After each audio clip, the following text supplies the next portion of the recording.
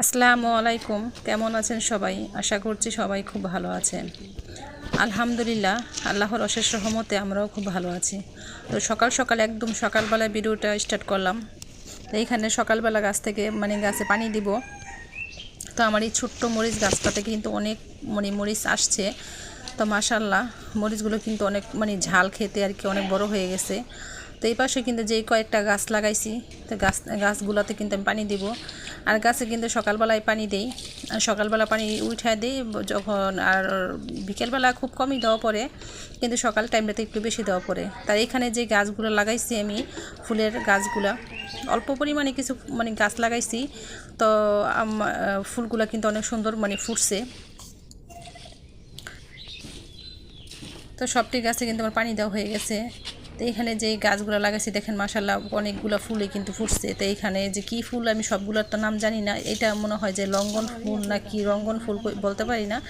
তো যেই কটা ফুল গাছই লাগাইছি মাশাআল্লাহ অনেকগুলো ফুলই ফুটছে।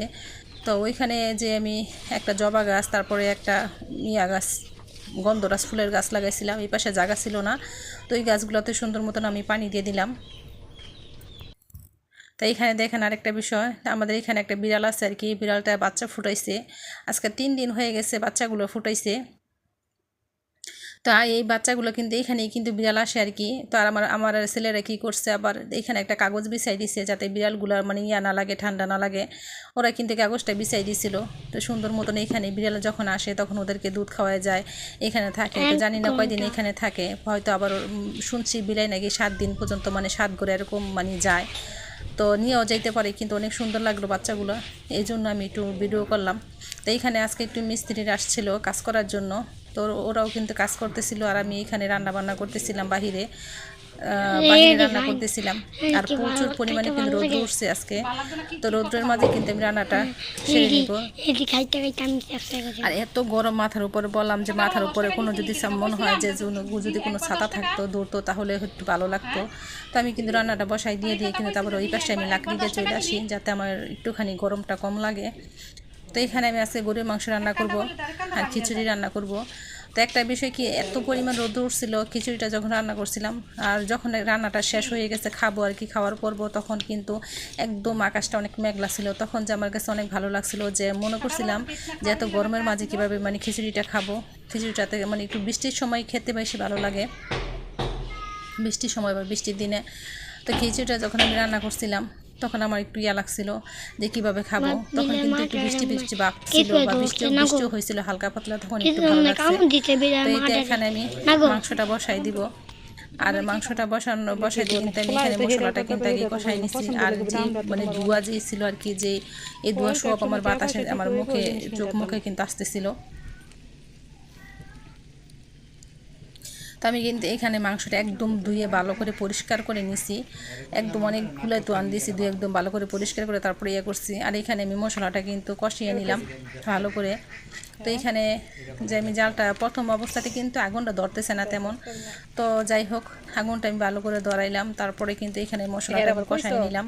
আর রোদ্রের কারণে কিন্তু কিছুই দেখতে পারতেছিলাম না, আমি কি কি করতেছি আমি নিজে মোবাইলে কিছুই দেখা যাচ্ছিল না। তারপর পরে দেখছি আর কি এগুলা। তো এখানে আমি কষাই তারপরে মাংসটা দিয়ে দিব।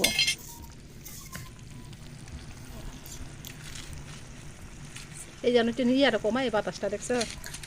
আমার রান্নাঘরে কিছু কাজ বাকি ছিল, এই পাশে রান্নাঘরে কিছু কাজ বাকি ছিল, এই জন্য কিন্তু আজকে মিস্ত্রিদের ডাকছিলাম যে ওই বাকি যে কাজগুলো ছিল ওই কাজগুলো করার জন্য। তো আজকে মোটামুটি 2 দিন বা 3 দিন লাগবে, যে কাজগুলো ছিল এইগুলো কমপ্লিট করতে আর কি 2 থেকে 3 দিন লাগবে।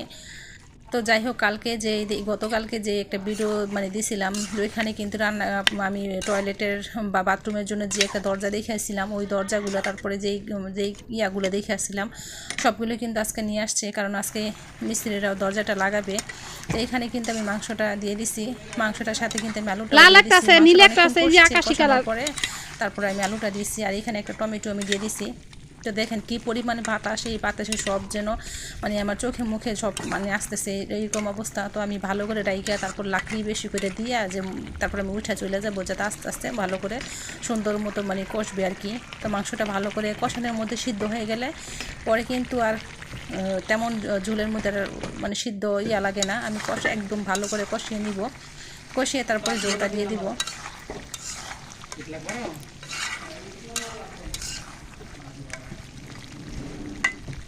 বাচ্চারা যেহেতু আলু পছন্দ করে, আমি আলু পছন্দ করি, সেহেতু কিন্তু আলুটা আমরা একটু বেশি দেই। এইখানে আমি কিন্তু মানে পানিটা দিয়ে দিছি। আর আমার চুলাটা না অনেক বৃষ্টির কারণে একদম ফাইটে গেছে। আর নতুন বাড়ি যেহেতু চুলা উঠাইছে, উঠানোর পরে কিন্তু আর তেমন একটা লেপা হয়নি, চুলাটা লেপতে হবে। তো এইখানে এই দরজাটা দেখে আসছিলাম, দরজাটা কিন্তু আজকে নিয়ে আসছে। তো এই দরজাটা কেমন হয়েছে বলবেন। এটা আজকে মানে লাগাবে আর কি। তার অনেকগুলো যেই জিনিসগুলো মানে দেখছি সবগুলো আস্তে আস্তে নিয়ে আসছে আর কি, এগুলো আস্তে আস্তে সব কমপ্লিট করবে। তো এইটা কিন্তু এই যে দেখেন, এই যে নিচে যে ইয়াটা করা হয়েছিল আর কি, যে হাউসটা পাকঘরে তাকে এই হাউসটা কিন্তু মানে করানোর জন্য আজকে ডাকছিলাম। আর উপরে যে তাকগুলো বাকি ছিল, যে উপরে যে তাকগুলো দিব আর কি, তো উপরে তাকগুলো বাকি ছিল, দেখে আস্তে আস্তে কিন্তু এই তাকগুলো এখন আমি মানে করাবো। তো এইখানে কি আমি যখন রান্নাটা বসাইছিলাম তখন কিন্তু খিচুড়িটা বসাই দিয়ে আমি গেছিলাম, কারণ মিস্ত্রির বাইরেরা কিন্তু আমাকে ডাকছিল জবাবি কীভাবে দিব, তখন কিন্তু আমি দেখাই দিয়েছিলাম খিচুড়িটা বসাই দিয়া।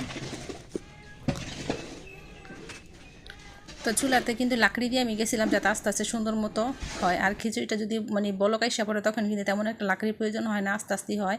তো ওইখানে কিন্তু আমি গেছিলাম, ওইখানে কিন্তু দেখাই দিই এইভাবে না ওইভাবে দেখাই দিই। তার নিজের কাজ যেহেতু নিজের মানে ব্যবহার করব, নিজে রান্না করতে হবে সবসময়, এর জন্য কিন্তু নিজের একটু মানে দেখার বিষয় আছে। তো ওইগুলো কিন্তু আমি দেখাই দিই। তো ভিডিওটা ভালো লাগলে একটা লাইক করবেন, শেয়ার করবেন এবং কমেন্ট করে জানাবেন কেমন হয়েছে।